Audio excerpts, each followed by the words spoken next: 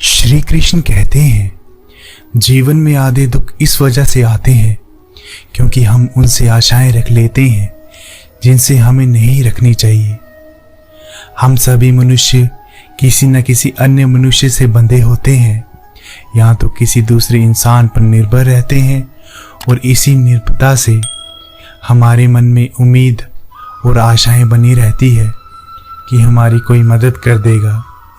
इंसान की आर्थिक स्थिति कितनी ही अच्छी क्यों ना हो, जीवन का सही आनंद लेने के लिए उसकी मानसिक स्थिति भी अच्छी होनी चाहिए।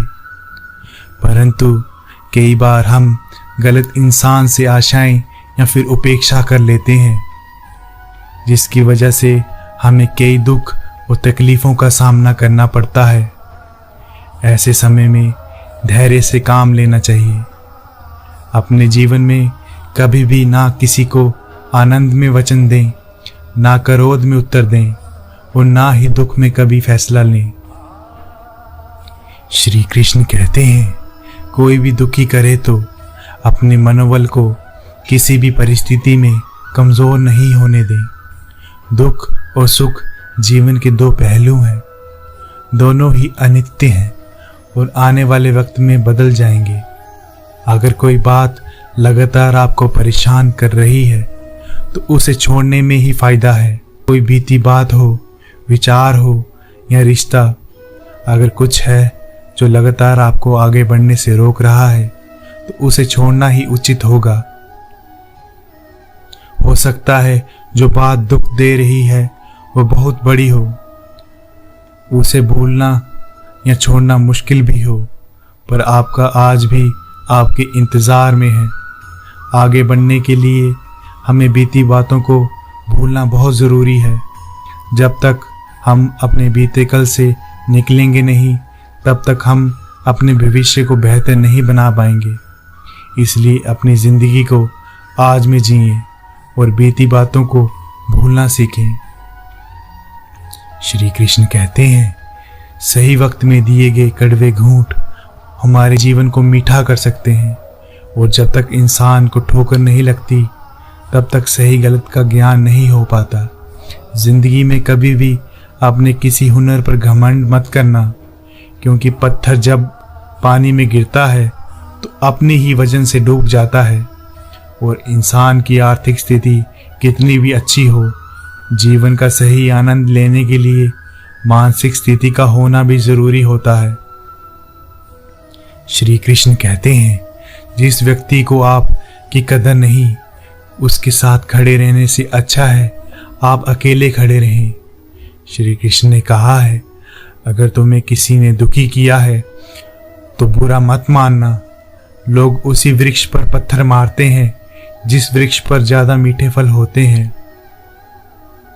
खुशी के लिए काम करोगे तो खुशी नहीं मिलेगी, लेकिन अगर खुश होकर काम करोगे तो खुशी जरूर मिलेगी। कोई कुछ भी बोले, खुद को शांत रखिए। तुम्हारा क्या गया जो तुम रोते हो? तुम क्या लाए थे जो तुमने खो दिया? तुमने क्या पैदा किया जो नष्ट हो गया? तुमने जो लिया यहीं से लिया, जो दिया यहीं से लिया। जो आज तुम्हारा है कल किसी और का था और कल किसी और का होगा। अगर कोई तुम्हें अपनी तकलीफ बताए तो उसे अच्छे से पेश आना, क्योंकि तुम सिर्फ सुन रहे हो मगर वो महसूस कर रहा है। वाणी में इतनी मिठास रखो कि कभी वापस लेनी पड़े तो खुद को कड़वी ना लगे। किसी से ज़्यादा निराश होने से बेहतर है अपने जीवन में उसकी अहमियत ही कम कर दो। चंदन का पेड़ जहाँ भी होता है वो दूसरे पौधों में भी सुगंध पैदा कर देता है। इसी प्रकार हम जिसकी संगत में रहते हैं वैसे ही बन जाते हैं। आपका परिवर्तन दुनिया को प्रभावित करता है। यदि आप एक इंसान के रूप में खुद को बदलते हैं तो आप बाकी दुनिया की चेतना को भी प्रभावित करते हैं।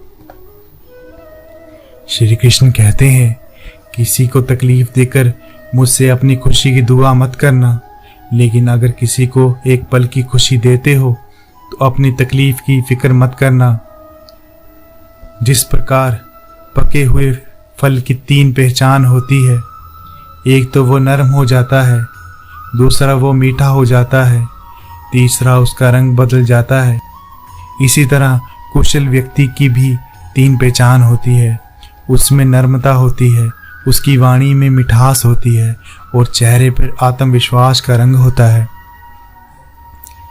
श्री कृष्ण कहते हैं, क्रोध को पाले रखना गर्म कोयले को किसी और पर फेंकने की नीयत से पकड़े रहने के समान है। इससे मनुष्य स्वयं ही जलता रहता है। हमारी इच्छाएं ही हमारे सभी दुखों का कारण है। इसलिए अगर इच्छाओं को मार दिया जाए तो सभी दुखों का अंत हो जाएगा। दोस्तों, आज की वीडियो में इतना ही। मिलते हैं अगली वीडियो में। तब तक अपना ख्याल रखिए। जय श्री कृष्णा।